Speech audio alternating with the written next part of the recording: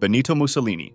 Mussolini had one of the craziest ends of all time. In 1943, he was removed from power by his own government and arrested, but Germany rescued him and made him the puppet leader of a small area in northern Italy called the Republic of Salo. By 1945, however, the partisans, which were Italian resistance fighters, along with the support of the Allies, were advancing into northern Italy, and the collapse of the Salo Republic was imminent. Mussolini and his woman, Clara Petacci, decided to secretly flee to Switzerland, where they planned to catch a plane to Spain, where Franco, the fascist dictator, was still in power. 2 days later, though, while they were near Lake Como, they were stopped by communist partisans named Valerio and Bellini, and then identified by the political commissar Urbano Lazzaro. According to a previously signed document, they were supposed to hand over Mussolini to the United Nations, but the next day, Mussolini and Petacci were both quickly shot. The shootings took place in the small village of Giulino di Mezzegra and were conducted by a partisan leader whose real identity is still unknown, even though most think it was Walter Audicio. On the 29th of April 1945, the bodies of Mussolini and Petacci were loaded into a van and moved south to Milan. They dumped their bodies on the ground in Piazzale Loreto, and after being kicked and spat upon, the bodies were put upside down from the roof of a service station. The civilians from below threw stones.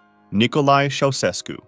Ceaușescu, whose government in Romania was considered one of the most repressive in the Eastern Bloc, met a brutal end. In 1989, the Romanian Revolution, an uprising by the Romanian people against the communist regime, was underway. The final straw came on December 17th, when the police and military opened fire on an anti-government demonstration. By December 20th, even though the press was completely censored, word began spreading through word of mouth and anti-communist radio broadcasts. Ceaușescu decided to hold a mass rally the next day, December 21st, in what is now Revolution Square. At first, it looked like just another one of his speeches. He blamed the previous riots on fascist agitators trying to destroy socialism, but Ceaușescu had misread the crowd's mood. About 8 minutes into his speech, people began booing and shouting. He tried to calm them by raising his right hand and calling for silence, and order was briefly restored. Eventually, however, he lost control of the crowd and fled inside the building. Bucharest erupted in open revolt, but the military quickly took control, clearing the streets by midnight and arresting hundreds. By the next morning, the rebellion had spread to all major cities. Vasil Milea, Ceaușescu's defense minister, unalived himself. Believing he had been murdered, almost all of the soldiers switched sides and joined the revolution. Ceaușescu made one last desperate attempt to address the crowd gathered in front of the Central Committee building, but people began throwing stones and other stuff at him, forcing him to retreat inside once again. He and his wife, Elena, escaped to the roof and managed to flee by helicopter, just seconds ahead of the demonstrators who had reached the top floor. However, they were ordered to land by the army, which had restricted all air traffic by that point. Ceaușescu and his wife were detained by police, who reportedly listened to updates on the revolution by radio. On Christmas Day, December 25th, 1989, the Ceaușescus were tried by a military court and sentenced to death. Ceaușescu repeatedly denied the court's authority and insisted he was still the legal president of Romania, but it made no difference. The couple was executed by firing squad, riddled with more than 100 bullets in seconds.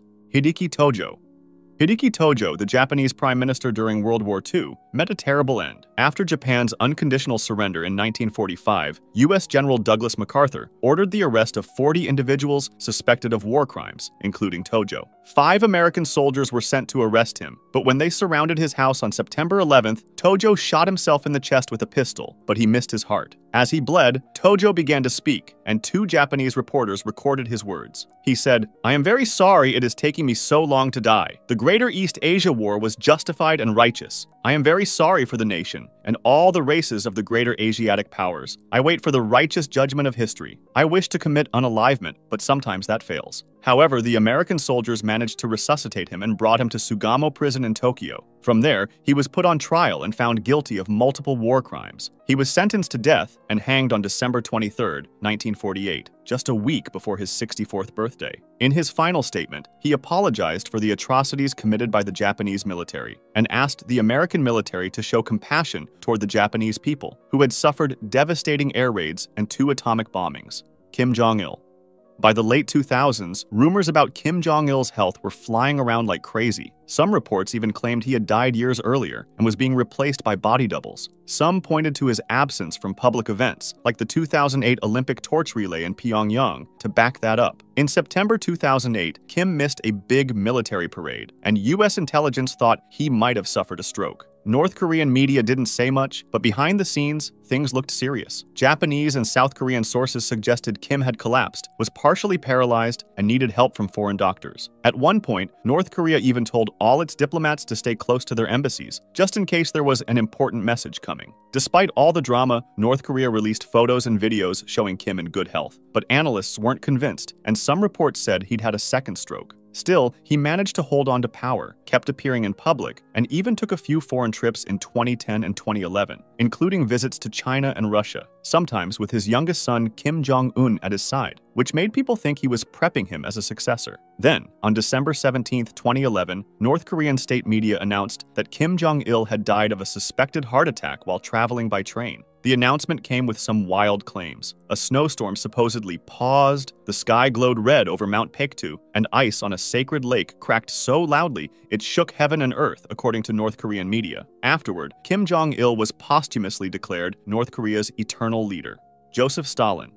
In his later years, Stalin was in poor health, so much so that in 1950 and again in 1951, he spent almost 5 months on holiday at his Abkhazian dacha. Just as he did with his political allies, Stalin showed paranoia and mistrusted his doctors. In January 1952, for example, he had one imprisoned after they suggested he should retire to improve his health. He even started the Doctors' Plot, in which doctors were falsely accused of plotting to assassinate top Soviet leaders. On the 1st of March 1953, Stalin's staff found him semi-conscious on the bedroom floor of his Kuntsevo dacha. He was moved onto a couch and remained there for 3 days, during which he was hand-fed with a spoon and given various medicines and injections. His condition, however, kept deteriorating until he died on the 5th of March. An autopsy revealed that he had died of a cerebral hemorrhage and that his cerebral arteries had been severely damaged by atherosclerosis, a disease that damages the arteries. When his body was displayed, the crowds coming to view it were so large and disorganized that many people were killed in a crowd crush. His death, however, was not free from conspiracy theories. Some believed he had been intentionally poisoned or allowed to die by members of his inner circle, most notably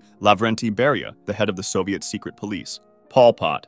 By the late 90s, things were falling apart for Pol Pot, the man behind Cambodia's brutal regime. In June 1997, he had his longtime comrade Sun Sen assassinated, along with 13 of Sen's family members and aides. Pol Pot later claimed he didn't order all of those killings, but by then, trust inside the Khmer Rouge was pretty much gone. One of the top commanders, Ta Mok, figured he might be next on Pol Pot's hit list, so he made the first move. He rallied his loyal troops, accused Pol Pot of betraying their cause, and forced him to flee. Pol Pot, by this point, was so frail he had to be carried. However, he didn't get far. Mok's troops caught him and put him under house arrest. While confined, Pol Pot gave his final interview to American journalist Nate Thayer. He claimed his conscience was clear and insisted he acted for his country, not for power. He downplayed the genocide, saying millions was too high a number. In July, Khmer Rouge leaders held a big meeting and publicly sentenced Pol Pot to life in prison. However, on April 15, 1998, Pol Pot died in his sleep. Officially, it was ruled a heart attack. But Thayer, who was there at the time, believed Pol Pot had taken his own life with a mix of Valium and chloroquine right after learning that Ta Mok planned to hand him over to the US.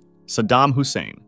After being accused by George Bush of possessing weapons of mass destruction, Saddam Hussein's country, Iraq, was invaded by a US-led coalition in 2003. The Iraqi government and military collapsed within 3 weeks of the invasion, and by early April, coalition forces occupied much of the country. When Baghdad fell to US-led forces on April 9th, symbolized by the toppling of Saddam's statue, he was nowhere to be found, and his regime had been completely overthrown. To aid in capturing regime officials, the US military issued the most wanted Iraqi playing cards, with Saddam as the ace of spades and his sons as other high-ranking cards. Bounties were also placed on their heads, $15 million for each son and $25 million for Saddam. He remained in hiding until December, when a soldier noticed a rope partially buried near a small hut. Pulling it revealed a styrofoam-covered trapdoor leading to a spider hole. Saddam Hussein emerged and surrendered, reportedly saying, "My name is Saddam Hussein. I am the president of Iraq, and I want to negotiate." He was arrested and held at US military bases until November 5, 2006, when he was found guilty of crimes against humanity. He was sentenced to death by hanging. Despite requesting to be executed by firing squad, arguing it was more fitting given his position as commander-in-chief, his request was denied. Saddam was executed by hanging on December 30, 2006, and the footage was put online from a leaked, secretly recorded cell phone video.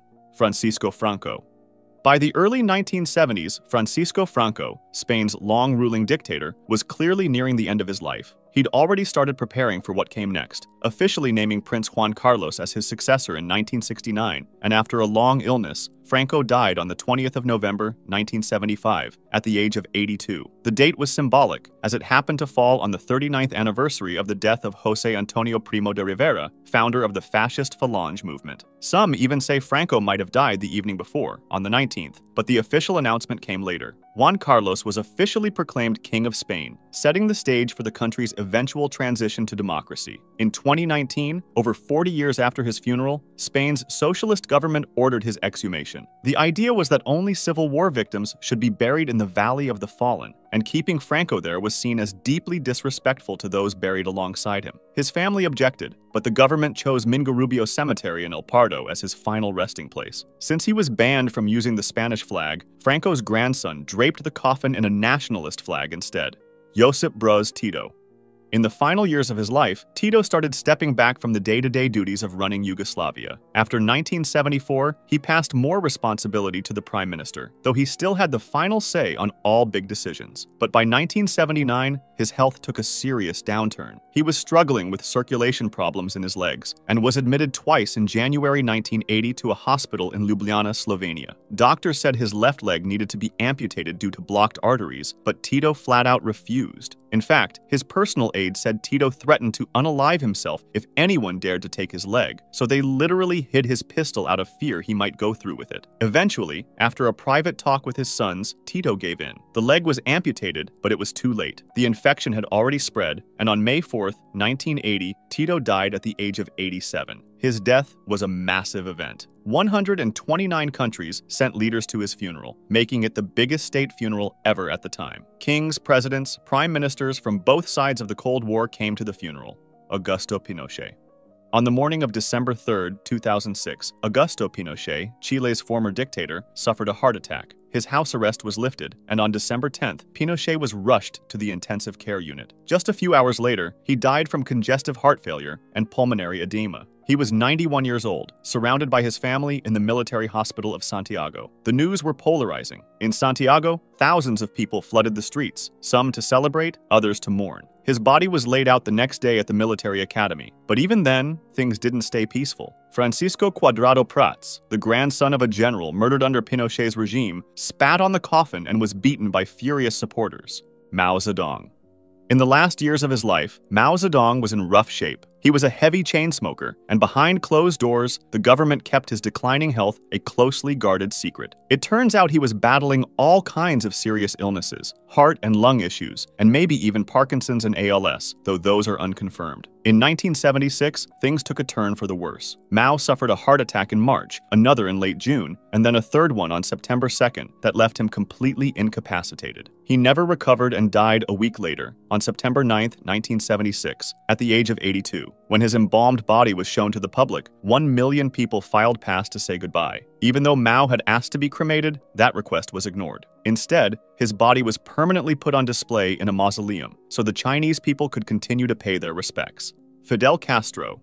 In the summer of 2006, Fidel Castro, the face of the Cuban Revolution, fell seriously ill with intestinal bleeding and had to undergo emergency surgery. For the first time in decades, he handed over power, temporarily at first, to his brother Raúl Castro. Over the next couple of years, Fidel slowly faded from the front lines of government. In 2008, he officially stepped down, saying it wouldn't be right to accept a job that required more energy than he could give. Raúl took over as president, but made sure Fidel would still be consulted on big decisions. Over time, though, his health declined. The government kept quiet about the details, though there were rumors he had diverticulitis, and he was clearly growing weaker. Then, on the night of November 25, 2016, Fidel Castro died in Havana at the age of 90. The cause of death wasn't disclosed. As an interesting fact, he previously survived over 600 assassination attempts. Adolf Hitler. By early 1945, Adolf Hitler's world was collapsing. The Soviet Union's Red Army was pushing in from the east, the Western Allies from the west, and Germany itself was in ruins. Still, Hitler refused to give up. He clung to increasingly delusional hopes, like launching a surprise counterattack in the Ardennes, or counting on the US and Britain to suddenly turn against the Soviets after Roosevelt's death in April. None of it worked. On April 20th, his 56th birthday, Hitler made one final appearance above ground at the Reich Chancellery Garden, giving out medals to teenage soldiers from the Hitler Youth. It was his last look at daylight. The Soviets were closing in fast, and by April 23rd, Berlin was fully surrounded. Over the next week, Hitler holed up in the Führer bunker, his underground command center. Reports from the front were catastrophic. His military leaders were either disobeying orders, fleeing, or, like Himmler and Göring, trying to negotiate surrender behind his back. Feeling betrayed, Hitler had Himmler declared a traitor and had Göring removed from power. On the night of April 28th, he married his longtime companion Eva Braun in a quick civil ceremony inside the bunker. The next day, he learned that Mussolini had been captured and executed by Italian partisans. Hitler was determined to avoid the same fate. So when on April 30th, 1945, Soviet troops were just 1,640 feet away, Hitler unalived himself by pointing his pistol to his head. Eva bit into a cyanide capsule. In keeping with his instructions, their bodies were carried up to the garden, doused in gasoline, and set on fire as artillery shells exploded nearby. Joseph Goebbels, Hitler's propaganda chief, briefly took over, but committed unalivement the next day. Berlin surrendered on May 2nd. Hitler's dental remains were the only pieces ever positively identified, and it wasn't until 1956 that a German court officially issued a death certificate for Hitler. Let me know if you'd like a part 2. There are a few I didn't include because they're less well known, but they're even crazier. If you liked this video, subscribe for similar ones or join my Discord to suggest another.